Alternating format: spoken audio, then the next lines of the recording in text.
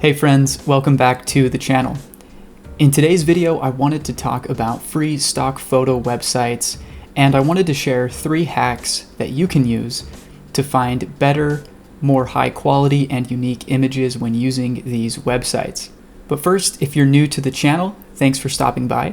My name is Ryan. I'm a visual designer who specializes in creating logos for e-commerce websites. I created this channel specifically to share tips, tricks, and ideas on all things related to design and creativity. It would mean the world to me if you went ahead and hit that subscribe button and also hit like on this video.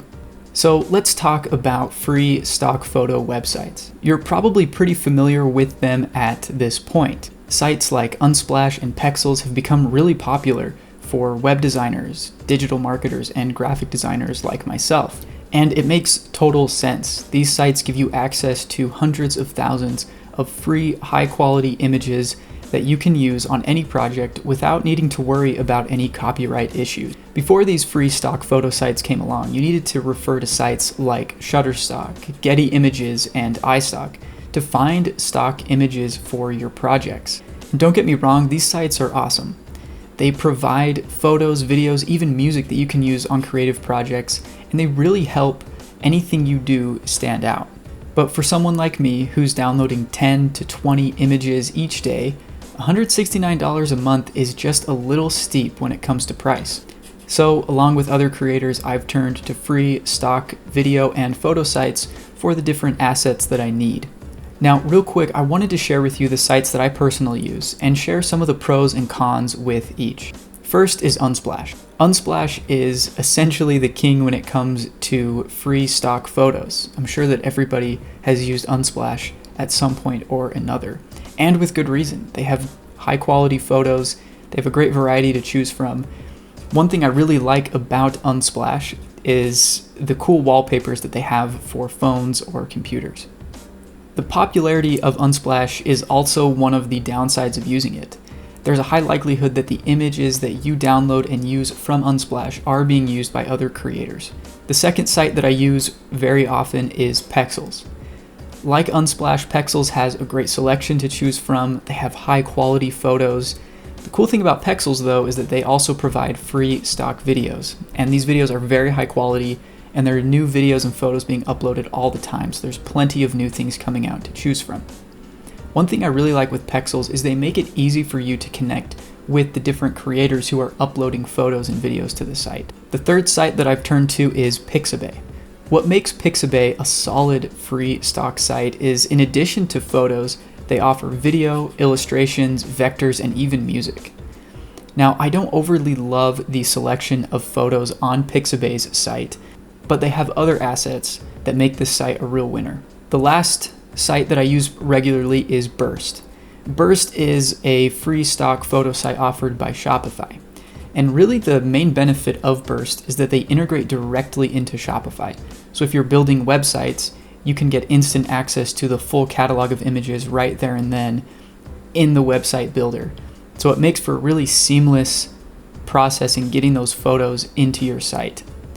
Other than that, I don't really love Burst for the quality and variety of photos, but it's really nice that it integrates seamlessly with Shopify.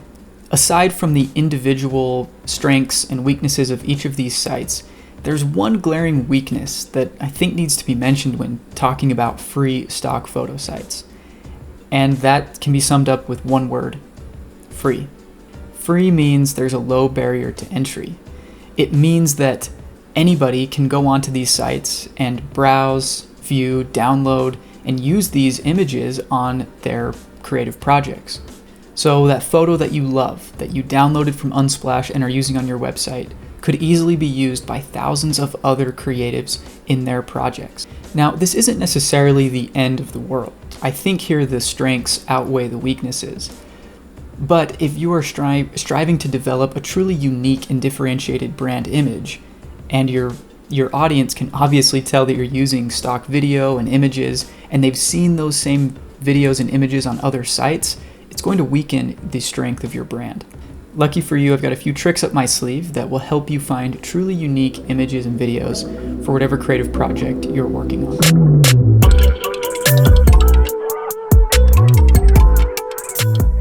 Number 1 is to focus on search terms.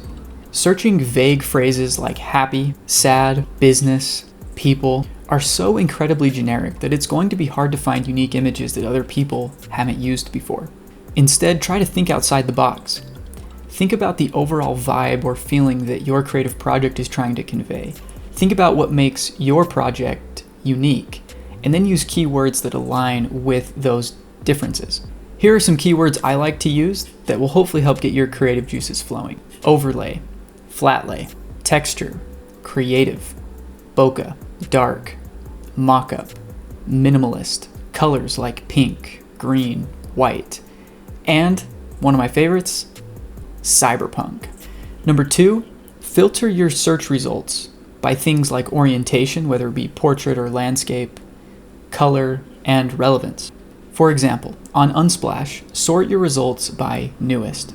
This will help you find images that have recently been uploaded to the site and are therefore less likely to have been downloaded thousands and thousands of times.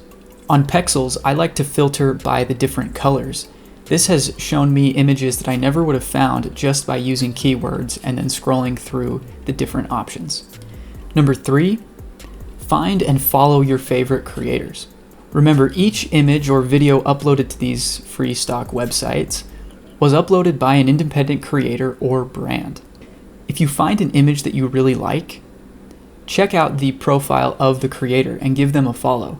Chances are, if they've released 1 or 2 images you really like, they're going to have other images that will also resonate with you. For a list of my favorite creators on my go-to site, Pexels, check out the description. I've listed a couple of them there.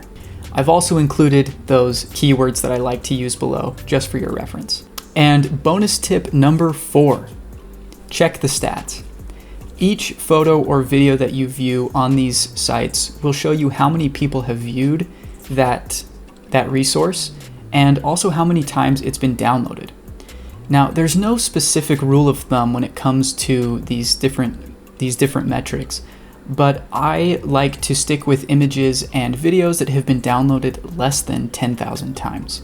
One thing to consider, if you find an image that you really like, but it's been downloaded hundreds of thousands of times, one thing you can do is download that asset and edit it in Lightroom or Photoshop to make it your own. And so there it is, my list of free stock photo site hacks that have helped me discover hundreds of unique, interesting images that no one else is using.